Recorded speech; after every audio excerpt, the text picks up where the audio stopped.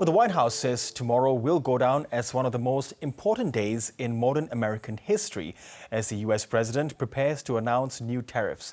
Donald Trump has indicated he will impose reciprocal tariffs on all nations that impose duties on U.S. goods. Let's delve deeper into this with Professor Peter Draper, Executive Director at the Institute for International Trade at Adelaide University. Peter, good to have you with us this evening. Now, Donald Trump is calling it Liberation Day. How would you describe what he's threatening to do in a matter of hours from now? Well, good evening, Kirish. I would describe it more as Destruction Day, if I'm honest, and destroying the world trading system in particular.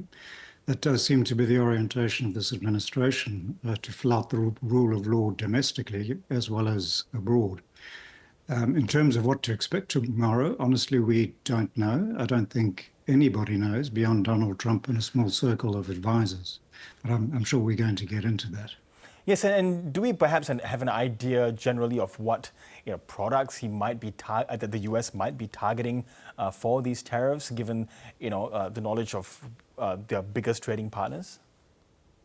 Well, there have been many signals coming out of Washington, some mixed signals, to be honest, so we're not sure. But basically, it'll be some combination of across-the-board tariffs, so applied to all imports, as well as sector-specific and goods-specific tariffs, so applied to beef, for instance, which is one of the potentially targeted Australian exports.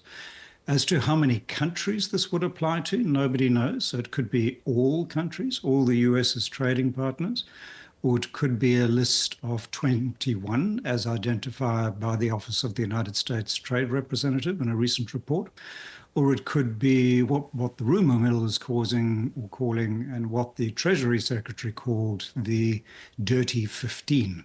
And then the next question is, if it's a limited list of countries, is Australia going to be on that list? Yes, and I'm assuming perhaps these Dirty 15 might be the countries that the US has a trade deficit with, unlike Australia? Yes, so that is the first and probably most important criteria that the authorities in the US would apply. But they're also looking at other things. For instance, Australia has a GST, an indirect tax. They don't like indirect taxes. They see them as discriminatory to imports. All the European countries, for example, have VAT taxes, so those would very much be in the mix. And they're throwing into that a whole range of what trade policy wonks like myself would call non-tariff barriers. So your procedures at the border, and particularly health procedures for agricultural imports, amongst other things. And then there's a bunch of domestic regulations that they don't like in a range of countries. And in Australia's case, particularly the Pharmaceutical Benefits Scheme, and the Media Bargaining Code. And one can see Elon Musk and others behind that particular dislike, I would say. Yes, and if that's the case, Anthony Albanese, he hasn't ruled out perhaps Australia launching a case to the World Trade Organization. What might happen, if the case is put forward? What's the process and what might be the possible outcomes? So a few things to understand about that. I'll come back to the process, but firstly, it would almost certainly go to dispute settlement because the US and Australia wouldn't agree. But the US has paralyzed the WTO's dispute settlement system, and that's cutting a very long story short, but that's basically what they've done. So if they were to lose the case, they would essentially appeal it into the void, as trade lawyers would say, which means it would just die.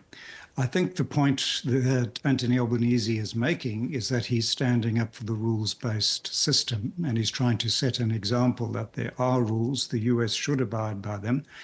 Other trading partners might follow suit and bring their own cases, so he's also hoping for a demonstration effect. But I think the US does not see itself as bound by the rules of the WTO anymore, sadly. Yes, I wanted to point to one case perhaps. India is one nation that has incredibly high tariffs on imports in general, not just to the US. And Donald Trump, he's convinced that they will substantially drop their tariffs to the US. Do you think we will see that happen, countries responding in the manner that Donald Trump wants them to, in the case of India, for instance? Yes, and that is one of the ironies of this otherwise totally WTO illegal act. So India may well do that. Vietnam has already announced that they will. I'm sure that others will follow. Even Australia, if we're talking about very specific import duties that we charge, we might decide actually we don't need these import duties. Or maybe a future Liberal government, for instance, might decide to throw those into a deal-making pot, as it were.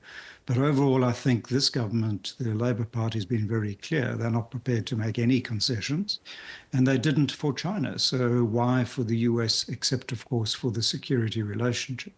Yes, and I've found it quite interesting that, at least in the last couple of weeks, big conglomerates, and I can point to Hyundai for one, committing 21 billion US dollars to the US. That means that the cars are going to be built on US soil. They won't incur the tariffs. Is that part of Donald Trump's end game in terms of, forcing corporations to operate there, and in doing so, then increasing the number of employment opportunities for Americans? That's definitely part of the calculus. So creating a high tariff wall, therefore you must invest over the wall to access the market. And that's following the Japan playbook of the 1980s and the 1990s. The challenge the US has, there's many challenges with that model, is that they're busy getting rid of illegal workers, and they're talking about getting rid of millions of illegal workers. So already unemployment is very low in the United States. So who would man these factories, so to speak? Plus, they're going to be raising the cost structure of imported intermediate products, which many of these companies would need, and that might make their operations uneconomic. So if a company feels it has to be in the US market, it might well go the investment route, but for the rest, they might look for other options. Okay, we will see the fallout of Liberation Day, what you call Destruction Day, tomorrow. Peter Draper, thank you so much for your insights and analysis. Thank you.